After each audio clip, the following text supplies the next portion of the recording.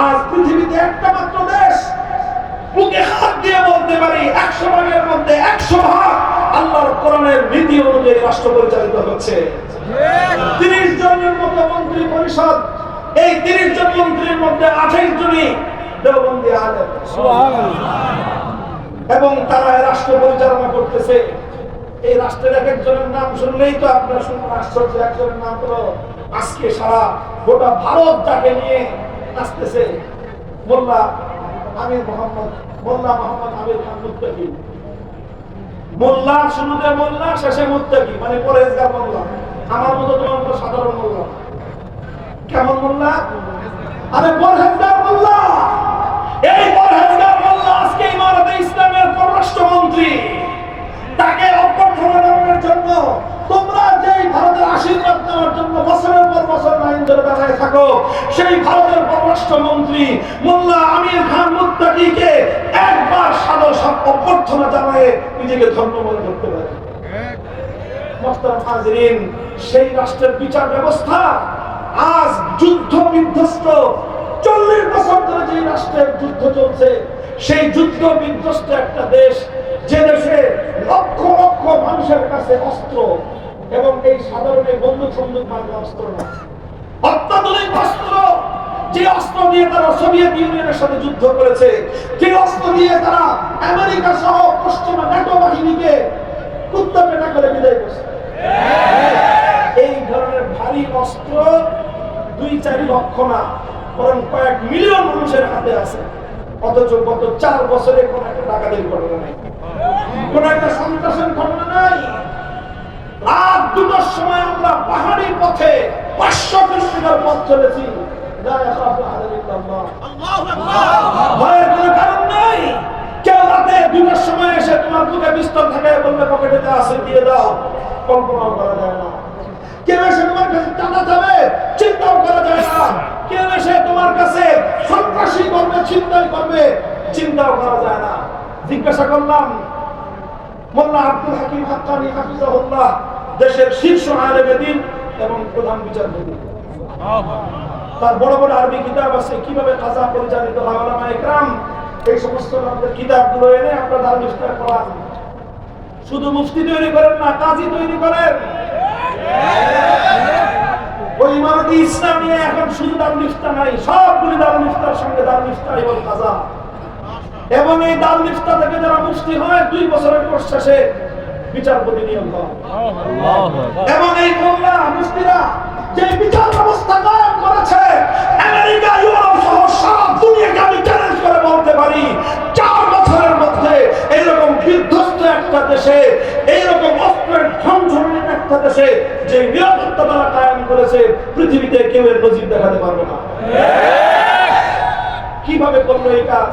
আমরা প্রধান বিচারপতিকে জিজ্ঞাসা করলাম, মোল্লা আব্দুল হাকিম হাক্কানি হাফিজাহুল্লাহ তাআলা, শাইখুল হাদিস তিনি, তাকে জিজ্ঞাসা করলাম কেমন এটা করছেন? তারা বলেন যে একটাই, আমরা এমন একটা ব্যবস্থা কায়েম করেছি, যে কোনো বাদী যদি এসে ফরিয়াদ জানায়, মামলা দায়ের করে, মামলা দায়ের করতে দেরি, তার বিচার কার্য শুরু হতে দেরি নাই। নিম্ন আদালতকে অর্ডার দেওয়া আছে রাষ্ট্রের পক্ষ থেকে, এটা আইন সে দেশের, যে কোনো মামলা দায়ের হওয়ার 2 সপ্তাহের মধ্যে মামলা রায় দিতে হবে। কয় সপ্তাহ? 2 সপ্তাহ। যাও তোমরা তোমাদের, আমি তো আমার দেশের ভুক্তভোগী, 47-48টা মামলা জামিন নিয়ে জেলখানা থেকে বেরিয়েছি। এক একটা মামলা জামিন করাইতেই লাগে 3 বছর। এরপরে যে মামলা যে কত হাজার কত বছর ধরে চলবে আল্লাহ মালুম।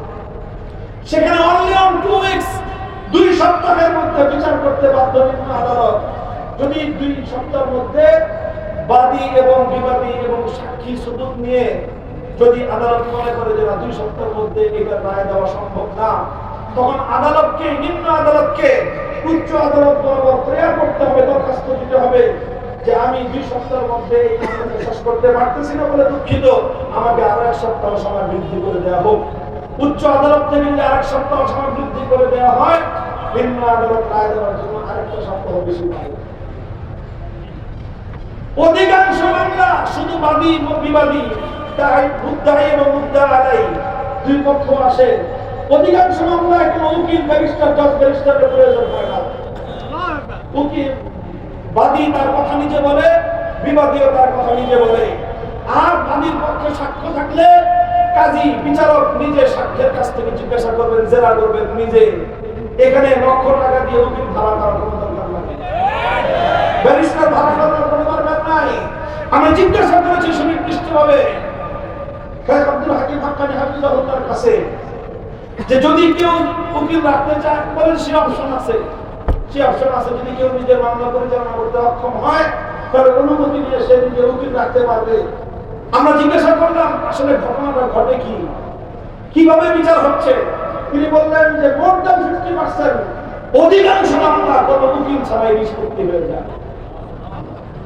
এই সেই বিচার ব্যবস্থা, আল কোরআনের বিচার ব্যবস্থা, ইসলামের বিচার ব্যবস্থার মাধ্যমে মিলিয়ন মিলিয়ন মানুষের কাছে এইরকম প্রাণঘাতী অস্ত্র থাকা সত্ত্বেও এই অস্ত্র তারা জনগণের কাছ থেকে কেড়ে নেয় না, আবার এই অস্ত্রের কোনো অপব্যবহার নাই। রাষ্ট্রের এক প্রান্ত থেকে আরেক প্রান্ত পর্যন্ত শান্তি এবং নিরাপত্তা কায়েম করেছে। 4 বছরে এই যে পশ্চিমা মিডিয়া এত হামলা করে, এত চিল্লাচিল্লি করে, কিন্তু এমন কোন নিউজ ছাপাতে পারে নাই যে আফগানিস্তানের অমুক প্রদেশে, ইমারতে ইসলামের অমুক প্রদেশে অমুক জায়গায় ডাকাতি হয়েছে, অমুক জায়গায় সন্ত্রাসী 2 গ্রুপের মারামারিতে 3 জন মানুষ মারা গেছে, অথবা কোন রাজনৈতিক দলের আন্তদলীয় কোন্দলে 120 জন মানুষ মারা গিয়েছে। এই সমস্ত কোনো কাহিনী চলছে না, কারণ আল কোরআনের বিচার ব্যবস্থা। এই বিচার শুধু মুসলমানদের জন্য না, এই বিচার যেমন মুসলমানদের জন্য, একইভাবে অন্যান্য সংখ্যালঘুরাও যে কেউ এসে প্রধান বিচারালয়ে বিচার চাইতে পারে, 2 সপ্তাহের মধ্যে তার ন্যায় বিচার নিশ্চিত করা হবে। আমার আলোচনা শেষ। আমি বলতে চাই ইসলাম অনুযায়ী রাষ্ট্র পরিচালনা এটা শুধুমাত্র কিতাবী বিষয় নয়। ইসলাম অনুযায়ী রাষ্ট্র পরিচালনা করা এটা শুধুমাত্র থিওরিটিক্যাল এবং তাত্ত্বিক কোনো বিষয় নয়, বরং আজকের পৃথিবীতে এটা জ্বলন্ত একটা প্র্যাকটিক্যাল বিষয়।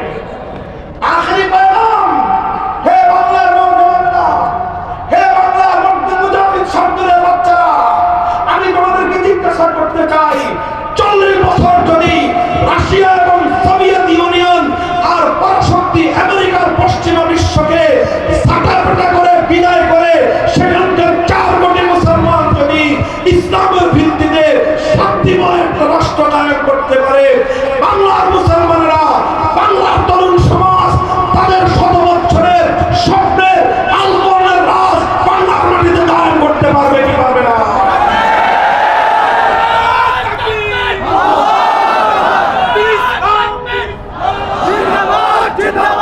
जिंदाबाद जिंदाबाद दिन इस्लाम इमारत इस्लामिया जिंदाबाद जिंदाबाद जिंदाबाद जिंदाबाद इमारत इस्लामिया